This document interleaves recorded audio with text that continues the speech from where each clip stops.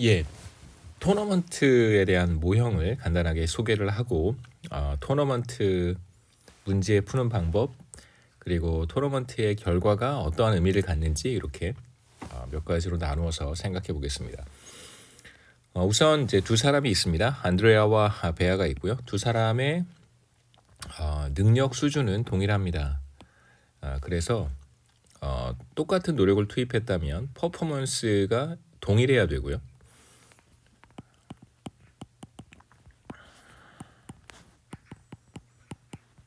똑같은 노력을 투입했다면 능력의 차이에 따라서 성과가 달라질 수는 있겠지만 이제 그러한 차이는 우리가 여기서 보지 않습니다. 그 다음에 또 하나 노력을 투입함에 따라서 심리적 비용, 코스트가 달라질 텐데 그러한 차이도 없습니다.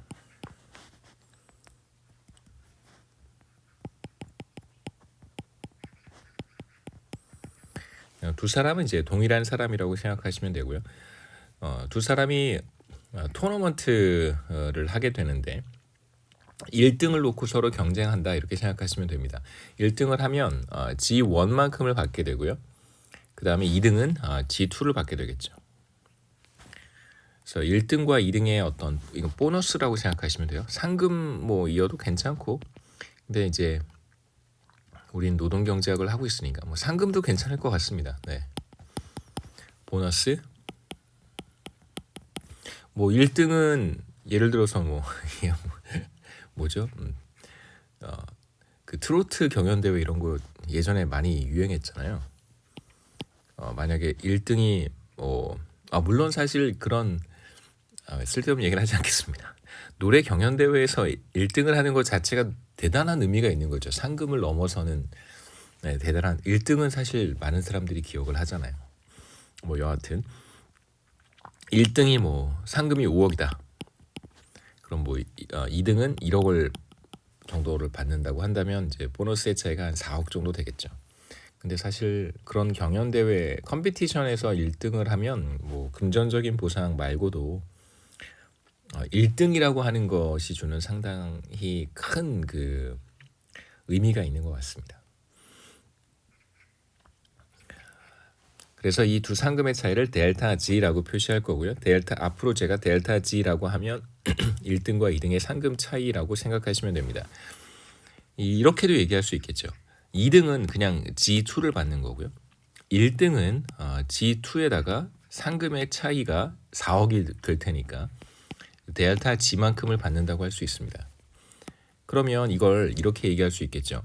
1등이든 2등이든 무조건 G2는 받는 거고요. 1등한테만 델타 G가 지급된다. 그러니까 1억은 다 받는 거고요. 그런데 다만 1등한테만 보너스의 차이인 4억이 추가로 지급된다. 이렇게 이해하셔도 좋습니다. 왜 이렇게 제가 설명을 하냐면 나중에 간단한 이퀘이션에서 이런 의미가 조금 들어있어서 이렇게 말씀을 드리는 거고요. 그 다음에 이제 확률에 대한 개념을 좀 생각해 볼 필요가 있는데 뭐 반드시 토너먼트 결과 반드시 이기겠죠. 뭐 두 팀이 경기를 하게 되면 축구 경기 같은 경우에 뭐 한국과 나이지리아가 어젠가요? 경기를 했는데 한국이 이겼습니다. 경기를 하면 결과적으로는 뭐 승부차기까지 가더라도 결국은 누가 이기게 되어 있는데요. 우리가 지금 생각하고 싶은 것은 경기가 시작되기 직전이라고 한번 해보죠. 그러면 뭐 베팅 업체나 이런 데서 어떤 팀이 이길 확률에 대한 이야기를 많이 합니다. 그런 과정, 그런 상황을 한번 생각해 보시죠.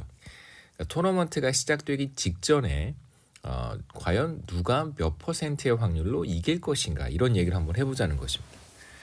그래서 안드레아가 베아보다 더 많은 노력을 투입한다면 그럼 당연히 for sure 안드레아가 이기는 거고요. 똑같은 능력이기 때문에 베아가 안드레아보다 더 많은 노력을 투입하면 베아가 반드시 이깁니다. 그 다음에 두 사람이 똑같은 노력을 투입한다면 이길 확률이 반반이니까 이런 경우에는 뭐 동전 던지기를 해서 가위바위보 동전 던지기 같은 걸 해서 랜덤하게 승자가 결정이 된다, 위너가 결정이 된다라고 한번 가정해 보죠. 사람들이 노력을 투입하게 되면 성과가 나타날 것이고요. 누구의 성과가 더 높은가에 따라서 위너가 결정이 될 텐데 이때 확률의 개념을 도입하자는 것입니다. 그래서 A의 퍼포먼스가 B의 퍼포먼스보다 크다면 A가 이기는 건데 클 확률이 과연 무엇이 될까? 이렇게 표현해 보자는 것이죠. 다시 말해서 A가 이길 확률은 A의 퍼포먼스가 B의 퍼포먼스보다 클 확률과 같습니다. 우리말로 한번 써보죠. QA가 QB보다 클 확률이에요. 그러니까 QA가 QB보다 크다면 그럼 A가 이기는 거니까요. 그 다음에 이제 이걸 이렇게 확률의 표현으로 확률의 기호로 표현할 수 있어요. 다시 말하면 이렇게 쓰자는 거죠. probability QA greater than QB라고 쓰죠. 그럼 이건 결국 무슨 말과 같냐면 A가 이길 확률 이라고 얘기할 수 있습니다. QA가 QB보다 크면 무조건 A가 이기는 건 맞는데 과연 그럴 확률이 얼마나 될까라고 표현해 보자는 것이죠. 반대로 제가 한번 다른 개념들을 좀 생각해 볼 필요가 있어서요. 여기 조금 써보겠습니다. A가 이길 확률은 뭐와 같냐면 바로 B가 이길 확률과 같고요. 죄송합니다. B가 질 확률이죠.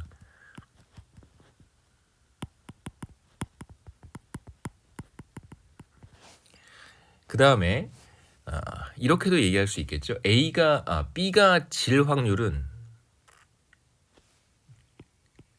A가 이길 확률은 1 빼기 A가 질 확률과 같겠죠. 그 다음에 B가 질 확률은 1 마이너스 B가 이길 확률과 같습니다.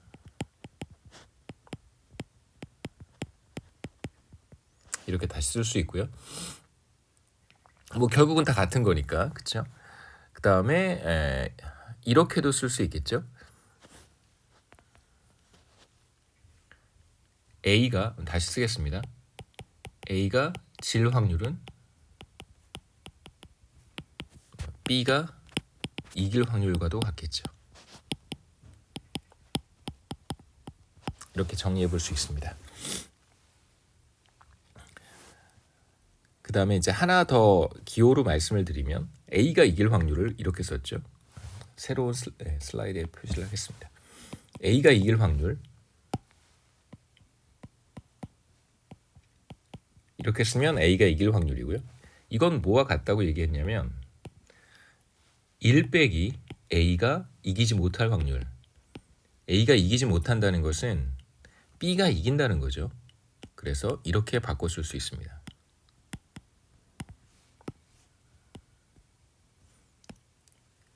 이 확률이 바로 B가 이길 확률이죠.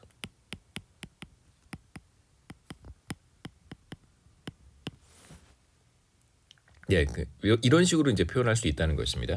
B가 이길 확률은 이번엔 이렇게 쓸 수 있고요. 똑같은 거예요. 얘랑 똑같은 겁니다. B가 이길 확률은 1 빼기 B가 질 확률과 같겠죠. B가 진다는 것은 이런 의미와 같습니다.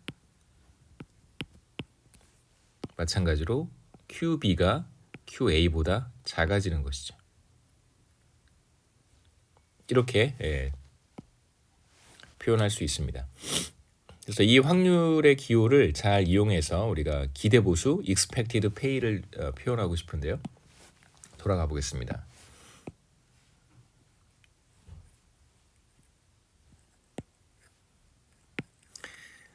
A의 기대 수입은 사실 A가 for sure 이기거나 for sure 지면 굳이 이걸 기대라고 하는 표현을 사용할 필요가 없는데요.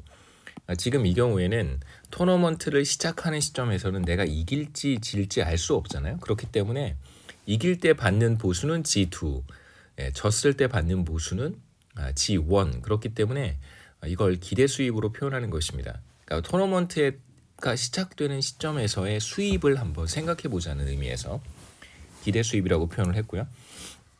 그러면 이제 그때 토너먼트가 시작이 될 때 과연 내가 이 토너먼트에서 얼마만큼의 노력을 투입할 것인가를 선택하겠죠. 그래서 이기면 G2를 받는 거고요. A의 이야기입니다. 여기서 지면 G1을 받게 돼요. 그러면 이길 확률이 무엇일까? A의 퍼포먼스가 B의 퍼포먼스보다 클 때 그렇습니다.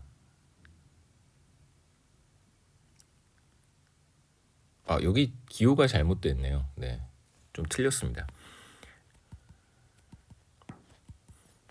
어제 강의를 할 때는 미처 못 봤는데, 네. 여기 이렇게 바뀌어야 되겠죠, 그렇죠? 이길 때 G2 받는 거 맞죠? 잠시만요. 예, 이길 때 G1을 받는 거군요. 맞습니다. 제가 틀렸습니다. G2가 큰 값이라고 생각했어요. G1이 이길 때 받는 거고요. G2가 져서 받는 것이죠. 그러면 이길 확률이 바로 QA가 QB보다 클 확률입니다. 그러면 A가 이기니까요. 그 다음에 질 확률이니까 부등호의 방향만 바꿔주면 되는데 부등호의 방향만 바꿔줬습니다. 이거를 이렇게도 쓸 수 있다는 거예요. 1 빼기 이길 확률이겠죠, 그렇죠? 질 확률은 1 빼기 이길 확률이니까 이렇게도 쓸 수 있습니다. 이 둘은 같은 것이죠. 그 다음에 이제 B의 경우 이기면 G1을 받고요. 지면 G2를 받습니다. 그래서 이길 확률은 QB가 QA보다 클 확률과 같고요. 그 다음에 질 확률은 1 빼기 QB가 QA보다 크다. 이거와 같은 것이죠. 두 사람이 그냥 경쟁하는 거니까. 그 다음에 효용함수는 우리가 전에 정의했던 것과 동일합니다. A의 보수에서 A 노력 투입에 따른 비용을 차감한 것이고요. B의 효용도 마찬가지예요. 기대 보수에서 노력 투입에 따른 비용을 뺀 것입니다. 그 차이가 바로 효용이라고 우리가 전에도 정의했었어요. 이제 기대 수입을 좀 간단하게 정리하고 싶은데 이렇게 한번 해보죠. 우선 A의 기대 수입은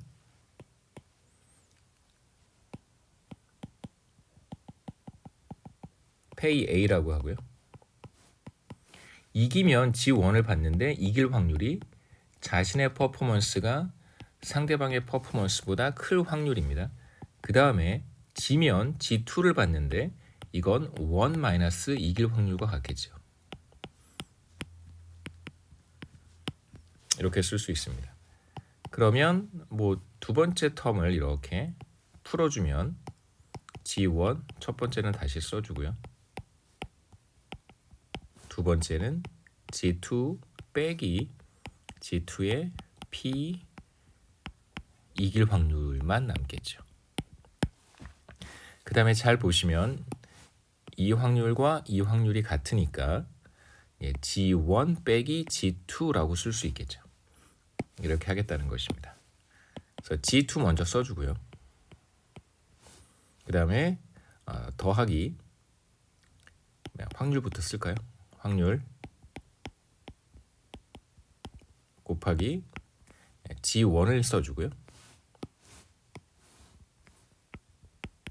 빼기 G2. 그 다음에 제가 뭐라 그랬었냐면 이 둘의 차이를 델타 G라고 쓰겠다고 했습니다. 그러면 다 됐죠? A의 기대 수입은 G2 더하기 자기가 이길 확률 곱하기 상금. 이런 의미입니다. 제가 아까 1등이든 2등이든 상관없이 G2는 그냥 받는 거고요. 그리고 이기면 그러면 델타 G만큼을 추가로 받는다. 그러니까 1억은 모든 사람들한테 지급하는 거고요. 이겼을 때 4억, 5억과 1억의 차이니까 이게 4억이라고 예를 들어서 얘기할 수 있겠죠. 이겼을 때 4억을 받는다. 그러니까 이길 확률 곱하기 추가로 받는 상금 이렇게 표현할 수도 있는 것입니다. B의 기대 수입도 사실 똑같아요. 그럼 제가 한번 해보겠습니다. 다를 게 사실 없어서 B의 기대 수입은 이기면 G1을 받고 B가 이길 확률이 자신의 퍼포먼스가 상대방의 퍼포먼스보다 클 확률입니다. 지면 G2를 받고요. 이거는 1 빼기 이길 확률과 같겠죠.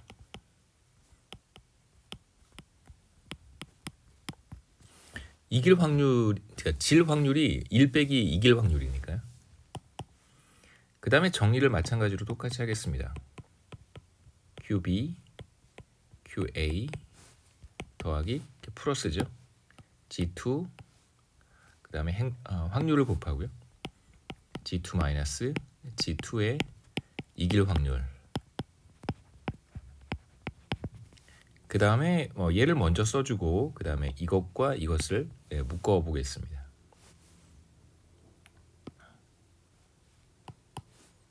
G2가 앞으로 오고요. 더하기 확률을 써주고 이길 확률이겠죠. 곱하기 G1 빼기 G2 하면 되겠죠. 다 됐습니다. 그러면 B의 기대 수입은 자신이 이길 확률 그리고 이겼을 때 델타 G만큼을 받겠죠. 똑같습니다. 형태가 1등이든 2등이든 무조건 받는 돈이 G2고요. 그 다음에 자기가 이겼을 때 여기에서는 B의 기대 수입이기 때문에 B가 이길 확률입니다.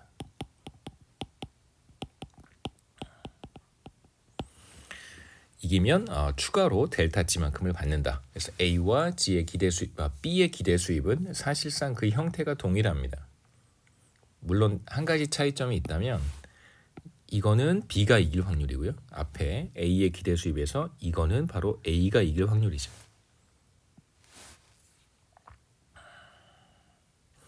그 다음에 이제 한 가지 말씀드리고 싶은 것은 이 확률이 어떻게 생겼을까? A가 이길 확률, 그 다음에 B가 이길 확률, 확률이 어떻게 생겼을까? 당연히 상대방의 노력에 영향을 받지 않겠어요, 그렇죠? 내가 일정 노력을 투입을 했는데 상대방이 그거보다 더 많은 노력을 투입한다면 그렇다면 내가 이길 확률은 떨어지게 될 것이고 반대로 상대방이 일정 수준의 노력을 투입하고 있는데 내가 그거보다 더 많은 노력을 투입한다면 내가 이길 확률이 확 올라가겠죠. 그래서 여기에서는 이길 확률을 이렇게 제가 정의하겠습니다. 이건 뭐 가정하는 것이니까요. 그러니까 이제 winning probability라고 하는 것을 이길 확률, winning probability를 이렇게 한번 정의해 보자는 것입니다. 가정해 보겠다는 것입니다.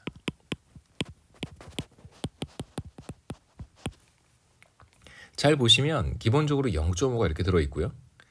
그 다음에 이건 이제 A가 이길 확률을, 이건 바로 B가 이길 확률이겠죠. 그러니까 두 사람이 경쟁을 하는데 A가 이길 확률, 그 다음에 B가 이길 확률을 더하면 정확히 1이 되어야 합니다. 제가 다시 한번 써보고 정리를 해보죠. A가 이길 확률 이렇게 표현을 했습니다. probability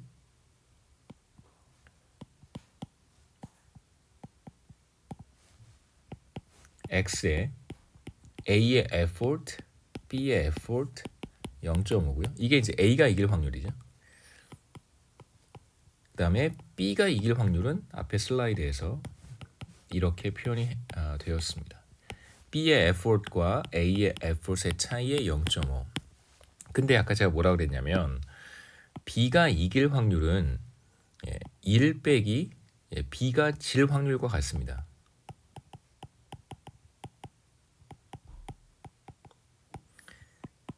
B가 질 확률은 뭐냐면 B가 진다는 것은 A가 이긴다는 거잖아요. 1 빼기 A가 이길 확률과 같습니다. 그러니까 다시 말하면 이 둘을 더했을 때 반드시 1이 되어야 된다는 얘기죠. 이 둘을 더했을 때 반드시 1이 되어야 됩니다. 보면 당연히 1이 되겠죠, 그렇죠? 그래서 EA 여기는 마이너스 EA 여기는 마이너스 EB 여기는 EB니까 이 둘을 더하면 반드시 1이 됩니다. 반드시 토너먼트에서 한쪽이 이기면 다른 한쪽이 지게 되어 있잖아요. 그렇기 때문에 그래서 이러한 확률은 기본적으로 대칭적이어야 되고요.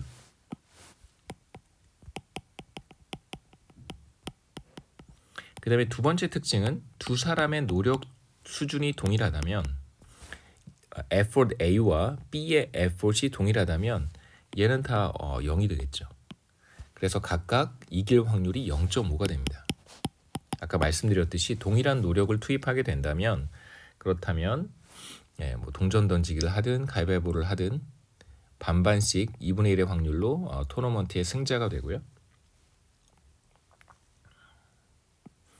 그 다음에 세 번째 이제 추가로 말씀드리고 싶은 것은 이제 X가 사실 중요합니다. 여기서 X는 상대방의 노력 수준이 일정하게 주어져 있을 때 내가 노력을 한 단위 더 투입하면 이길 확률이 winning probability가 정확히 X만큼 상승합니다. 이런 의미로 X를 해석하시면 되겠죠.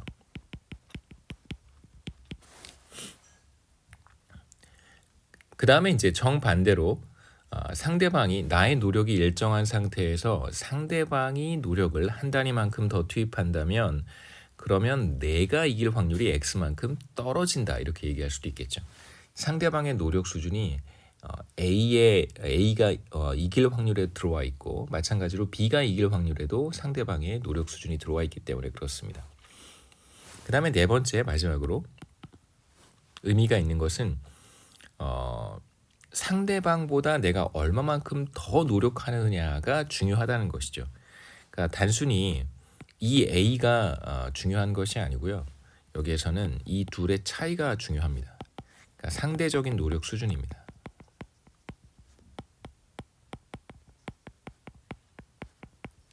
그러니까 뭐 예를 들어서 내가 1시간 더 열심히 일을 했어요.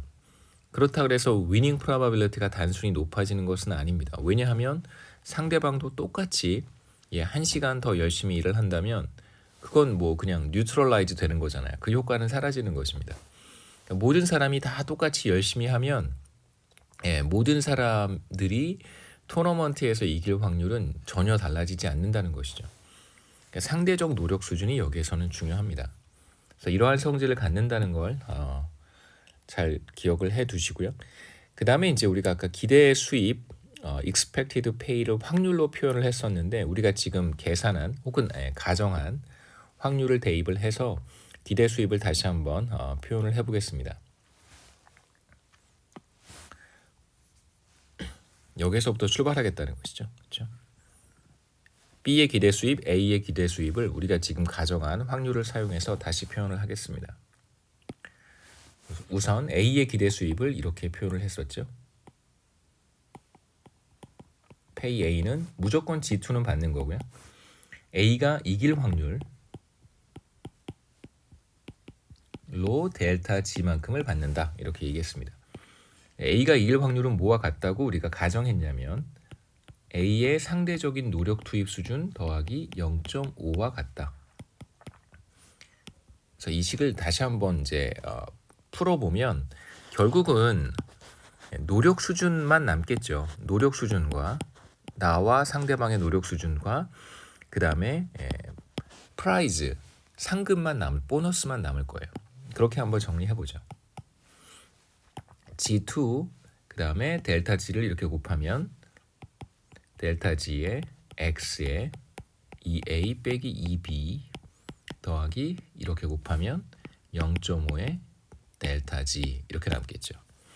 그래서 보시면 여기서 의미가 있는 건 나의 기대 수입을 결정하는 것은 두 가지 컴포넌트인데 물론 뭐 G 같은 것들도 있기는 있지만 내가 투입하는 노력 수준과 경쟁자가 투입하는 노력 수준에 따라서 나의 기대 수입이 결정이 된다. 이렇게 얘기할 수 있습니다. 다시 한번 정리해 보면요. 얘부터 쓰겠습니다. 델타 G X의 EA 빼기 델타 G X의 2의 B 그 다음에 나머지 한번 써보죠. G2 더하기 0.5의 델타 G. 그래서 이거는 그냥 주어져 있다고 생각하면 되겠죠. 그렇죠? 노력 수준에 따라서 반응하는 부분은 여기에 있습니다.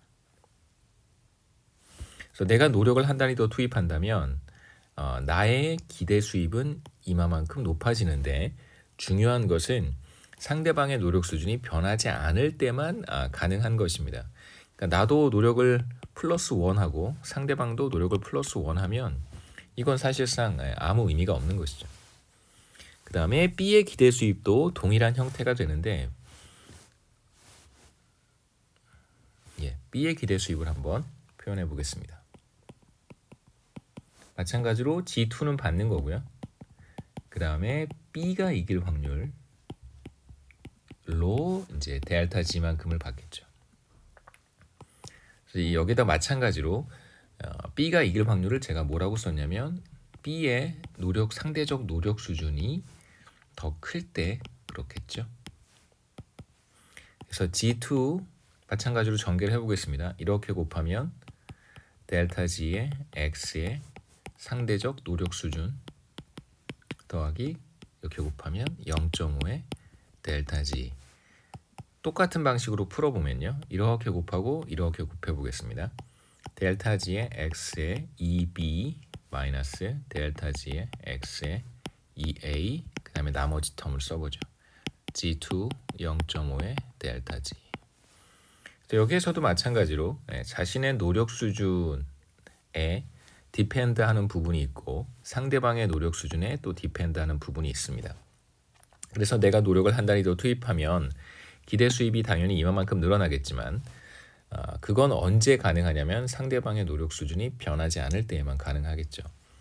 그 다음에 이제 하나 비교했으면 하는 것이 있는데 우리가 성과 보수, 그러니까 피스 레이스를 이렇게 표현을 했었습니다.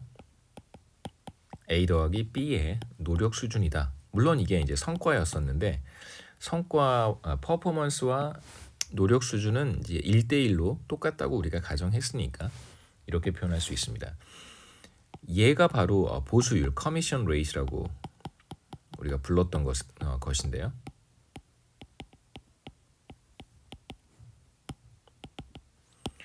자세히 보시면 지금 우리가 도출한 기대 수입과 A도 안드레아의 보수도 사실 똑같으니까 여기서 보셨으면 하는 건 바로 얘죠. 얘. 노력을 한 단위 더 투입했을 때 추가로 늘어나는 보수라고 하는 것은 바로 이 텀과 같습니다. 그래서 마치 B와 델타 G 곱하기 X라고 하는 것을 비슷하게 생각하실 수도 있어요. 결국은 나중에 우리가 문제를 풀어보겠지만 이 둘의 차이는 사실 별로 없습니다. 문제가 되는 것은 상대방의 노력 수준인데요. 이것도 내가 얼마만큼 노력을 투입할 것인가를 결정할 때 실제로 상대방의 노력 수준은 나에게 아무런 영향도 미치지 못합니다. 물론 보수에는 영향을 미치지만 상대방의 노력 수준이 나의 보수에는 영향을 미치지만 나의 노력 수준에는 영향을 미치지 않는다는 것입니다. 상대방이 열심히 하고 있어요. 그게 그렇다고 해서 내가 더 열심히 하거나 긴장이 되어서 더 열심히 하거나 혹은 상대방이 뭐 열심히 안 하고 있어요. 그러면 나도 열심히 안 해도 되겠네? 뭐 이런 생각을 하지는 않는다는 것입니다. 왜 그런지 보시죠. 그래서 우리가 지금 A의 기대 수입과 B의 기대 수입을 각각 표시를 했습니다. 효용 함수는 마지막에 노력 투입에 따른 비용만 이렇게 빼주면 되겠죠. 그래서 마찬가지로 A와 B의 효용 함수도 이렇게 정리해 볼 수 있고요. 언제 효용이 극대화되는가? 우선 기대 수입을 이렇게 표시를 했고 당연히 가로축의 변수가 노력 수준이니까요. 노력을 한 단위 더 투입할 때 기대 수입은 얼마만큼 증가하는가? 당연히 델타 G의 X의 기울기로 늘어나겠죠. 기울기가 직선입니다. 기울기가 상수고요. 그래프가 이렇게 직선의 형태를 갖습니다. 그 다음에 비용은 이렇게 정의를 했어요. 예를 들면 2A분의 1의 노력 수준의 제곱 이런 형태를 갖는다고 할 수 있겠죠. 그래서 한번 미분하면 한계 비용을 얻을 수 있는데 한계 비용은 이렇게 생겼겠죠. 2분의 2 a분의 2 죄송합니다. 제가 공지사항엔 이렇게 알파라고 썼나요? 예, 알파분의 2 이렇게 쓰겠습니다. 이렇게 해서 이제 효용이 가장 커지는 노력 수준을 선택할 수 있겠죠. 뭐 가장 커지는 부분이 여기라고 한다면 이마만큼의 노력을 투입하면 됩니다. A도 마찬가지고 B도 마찬가지겠죠. A와 B의 문제가 사실상 똑같으니까. 그 다음에 한계 수입과 한계 비용의 관점에서도 우리가 문제를 해결할 수 있는데요. 우선 노력을 한 단위 더 투입했을 때 수입이 얼마만큼 증가하는가, 그게 바로 델타 G 곱하기 X죠.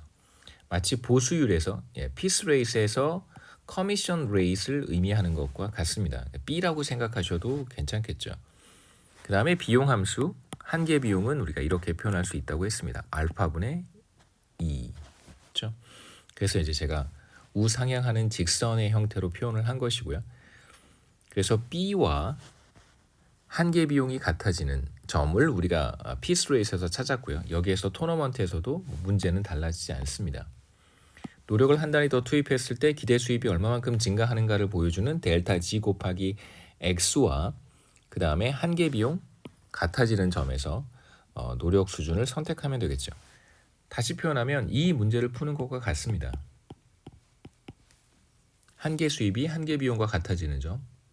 여기에서는 슬라이드에선 제가 한계 비용이 어떻게 생겼는지 구체적으로 예를 제시하진 않았지만 이런 형태의 한계 비용을 생각하면 우리가 2를 계산할 수 있습니다. 문제를 풀어보면요. 2는 E 스타는 델타 G 곱하기 X 곱하기 알파 이렇게 되겠죠. 간단하게 풀 수 있습니다. 이 값이 한계 비용이 이렇게 주어진다면 이 값은 바로 델타 G 곱하기 X 곱하기 알파가 된다는 것이죠. 자, 이 점을 우리가 쉽게 찾을 수 있습니다. 그 다음에 이제 보너스의 차이, 1등과 2등 사이에 그 상금의 차이가 있겠죠. 그 상금의 차이에 따라서 사람들은 노력 투입의 수준을 노력을 더할 수도 있고 덜할 수도 있습니다. 1등과 2등의 상금 차이가 큰 경우가 바로 이 경우고요. 하이 델타 G가. 그 다음에 1등과 2등 사이에 상금의 차이가 적은 경우가 두 번째 경우라고 할 수 있습니다. 1등은 5억을 받고 2등은 1억을 받는다면 그러면 이제 첫 번째 케이스 하이 델타 G에 해당이 될 것이고요. 반면에 1등은 2억을 받고 2등은 1억 5천을 받는다. 5천만 원도 큰 금액이긴 합니다만 상대적으로 그러면 로우 델타 G에 해당이 되겠죠. 그러니까 이게 A든 B든 안드레아든 베아든 상관없이 두 사람 모두 다에게 적용이 되는 이야기고요. 델타 G가 굉장히 큰 값을 갖는다면 그렇다면 이마만큼의 노력을 투입할 것이고 반대로 이 1등과 2등 사이의 보너스의 차이가 그렇게 크지 않다면 사람들은 요만큼의 노력을 투입하려고 할 거예요. 그러니까 다른 모든 조건이 동일하다면 상금의 차이가 크면 클수록 사람들은 더 많은 노력을 투입하려고 한다는 것입니다. 왜 그러냐면요. 이 델타 G의 X라고 하는 것이 사실상 내가 노력을 한 단위 더 투입했을 때 나의 기대 수입이 얼마만큼 증가하는가를 보여주는 거잖아요.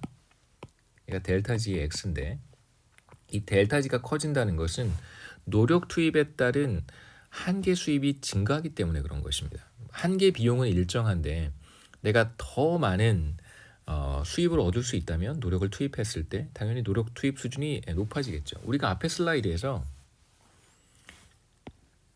한계 비용이 이렇게 간단하게 주어지면 노력 투입 수준을 찾을 수 있었단 말이에요. 델타 G에 X에 알파라고 썼는데 이 델타 G가 커지면 당연히 노력 투입 수준도 커지는 것입니다.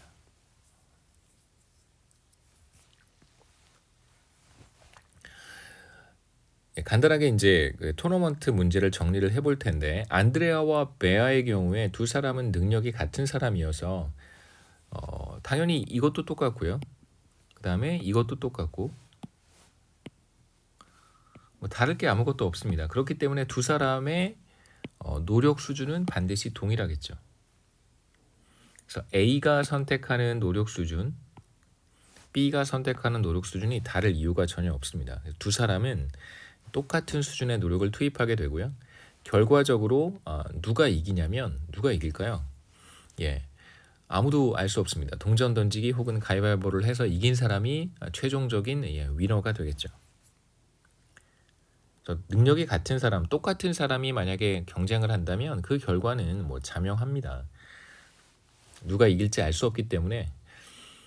다만 이제 우리가 생각해 볼 수 있는 것은 상금의 차이, 보너스의 차이가 크다면, 그렇다면 두 사람 모두 다 동일한 노력 수준을 투입하겠지만 그 노력 수준은 꽤 높을 것이다 라고 얘기할 수 있죠. 그래서 만약에 상금의 차이가 크다면 이 토너먼트에 참여한 플레이어들이 지나치게 경쟁적으로 행동할 수 있다는 것입니다. Too much competition이라는 얘기는 너무 많은 노력들을 투입한다는 것이죠. 상금의 차이가 매우 크다면 이러한 현상이 이제 우리가 생각해 볼 수 있는 첫 번째 토너먼트의 단점이라고 할 수 있고요. 그 다음에 이제 두 번째 단점은 사보타주라고 하는 건데요. 뭐 그 어몽어스 게임이 몇 년 전에 한참 유행하면서 많이들 이 용어를 알고 계실 거라고 생각합니다.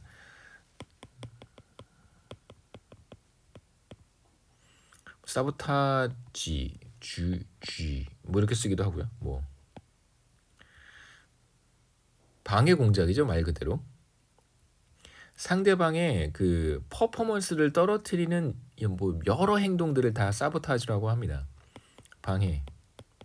궁극적인 목적은 상대방의 퍼포먼스를 떨어뜨리는 것입니다. Q를 떨어뜨리는 것이죠.